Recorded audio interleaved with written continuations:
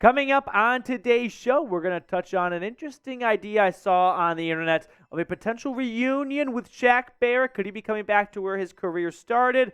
And also, is Russell Wilson fighting for his job, as one ESPN analyst put it? We'll be covering that topic as well. And then Pat McAfee offered up his thoughts on Russell Wilson. Now, before we get to all of that, we are closing in on 14,000 subscribers, just over 100 away.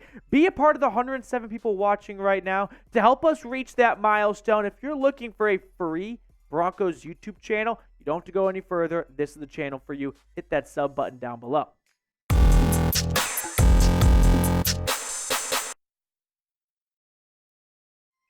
Welcome into the Broncos Breakdown by Chat Sports. Matthew Peterson here, filming today's show during our live show, which airs Tuesdays at 3 o'clock Mountain, 4 o'clock Central. So tune in the future if you have not. But let's jump right into it with Shaq Barrett potentially coming back to Denver. So the word on the street, the buzz, the murmur, the rumor is that Shaq Barrett might be out of the starting lineup in Tampa. Now, for a handful of reasons. One is he might not be medically cleared by the time week 1 rolls around. He's coming off a torn Achilles he suffered in October of last season. So if it's a 10, 11, 12-month recovery, and Achilles injuries can be that, he might not be ready to go week 1. That would not be a surprise at all. But he's turning 31 years old this season, and he's up in the age column. He's coming off an Achilles injury like we just mentioned.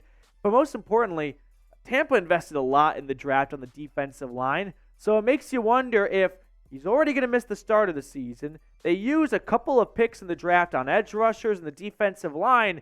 Maybe they decide to let those guys have free reign and ultimately just move on from Shaq Barrett. So when you talk about Shaq Barrett and what he's done in his career, here are his stats. It's interesting, right? We know that Denver lost a good one, letting him leave, ultimately just not being utilized correctly, right? Tampa Bay saw a defensive end. Denver saw a linebacker with maybe some pass rushing upside, but just the overall jump he had. He led the NFL in sacks quickly when he joined the Bucs.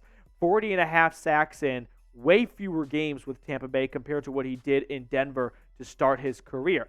Now, what do the finances look like for a trade for Shaq Barrett? If you move on from him after June 1st, his base salary, which is what Denver would pick up if Tampa Bay did not eat some of the money themselves, which teams often do, $14.2 million. Cap savings of $14.5 million, dead cap hit of $6.7 million, and a 2024 dead cap of $16.4 million. Now, when you look at Denver's front five, there are some new faces on the street, right? Zach Allen, Tyler Lancaster recently being added, but at the same time, you've got a lot of question marks. Can Randy Gregory play a full season? And if not, can Baron Browning take over as a team's number 1 edge rusher? If you've got concerns about Zach Allen, who's never gone over 5.5 sacks in his career, and a lot of optimism, but not a lot of proven commodities here, Shaq Barrett is a proven asset. So put your GM hat on, be one of the two Patons. You can pick which one you think really pulls off the deals in Dove Valley. Should the Broncos trade for Shaq Barrett? Type T for trade or type P for pass. What are your thoughts on this? I'm really curious to see what you guys are thinking, so let me know in the comment section. For me, if it was not for the Achilles injury, I would be in on it. But he's 30 years old. He's coming off an Achilles tear. It just seems like it's not going to work out well. It probably wouldn't cost you that much to get him, but at some point you're either giving up an asset or you're eating a lot of his salary, right?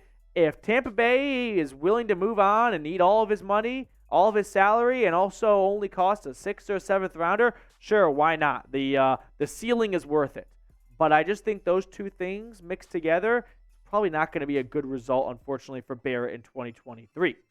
Switching gears, let's talk about Russell Wilson. So ESPN's analyst, Mike Tannenbaum, and if you're unfamiliar with him, he was the Jets GM for a while and then the Dolphins GM for a while, said that Wilson is fighting for his job. Now, Russ, of course, is fighting for his reputation at the very least.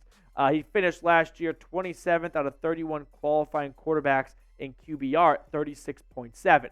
Now, I'm not going to stand here and act like he's not fighting for his job, right? Aren't we all always competing for our job, right? Isn't that the nature of sports? But what Tannenbaum was really getting at is the leash is super duper duper short, whereas I think the leash is just a little bit short. This is what he said. Russell Wilson isn't fighting for his legacy. He's fighting for his job. They will draft his replacement if he doesn't do anything he says from day one, talking about Sean Payton. But let's take a step back. Mike Tannenbaum, the worst GM we have seen in the last 20 years, is offering up his thoughts and analysis on the NFL. Why do I give a flying you-know-what about what Mike Tannenbaum has to say after his long run of being an awful GM in New York and in Miami? Go talk to a Jets or a Dolphins fan about and ask what they think about Mike Tannenbaum. And that's what I think about just his takes in general. Is he horribly wrong here? Not necessarily, but it's also coming from one of the worst analysts in sports. So you know what, Mike? Shove it. Now, what you don't have to shove are these awesome deals going on at Fanatics. You got a 2-for-1 shirt deal. So don't just get one Broncos t-shirt. You get two, and they're on sale. Chatsports.com/Broncos combo. The link's in the comments and the description of today's video. Be sure to check it out. Now, if you want to move on from Russell Wilson after this season, unlikely. Here are his dead cap hits for the rest of his contract. He's stuck in Denver for 2023, no matter what, $107 million. I also think he'll be on this roster in 2024 unless Denver wants to have more than double an NFL record dead cap hit of $85 million. The only way I see Denver moving on from Russ after 2023 is if he has another down season and Denver says, listen, we're benching you. Unless you want to agree to just, tear up your contract, you're stuck here as a backup quarterback. So for that reason, Russ is here through 2024. The only path is, like I just said, if he is, bad this year and the head coach, Sean Payton, and the GM, the front office all say, we're benching you, we're drafting a quarterback, you're going to be the most expensive backup quarterback in NFL history, but we can't continue to start you anymore. The only way you get out of here is unless you agree to rip up your contract, which if I'm Russ, why the heck would I do that with all the money coming my way? But as for some, greener pastures, this is what Pat McAfee had to say on his recent show. Now, was Russell Wilson bulking up last year for a reason? Did he think that it would make him a more durable player or a better player? Or did he potentially just not worry about it at all as much with everything else going on in his life? This year, obviously, it's a focal point, and I think it's good news for Denver Broncos fans when it comes to Wilson's weight loss. And you can see the pictures for yourselves. Last year, I didn't think Russ looked fat at all. If you're an NFL athlete and you're not playing on the offense or defensive line, I think you're always going to look in much better shape than me. But you can really notice, like, the jawline, just overall snugger jersey and everything last year. This year, it's a lot more free flow, and, he looks like he shed some poundage. So shout out to Russ for actually sticking to his New Year's diet where none of us get past week 1 or 2 of it. But if I had to project what Russell Wilson's going to do this season, I know no one asked me this question, but screw it, why not?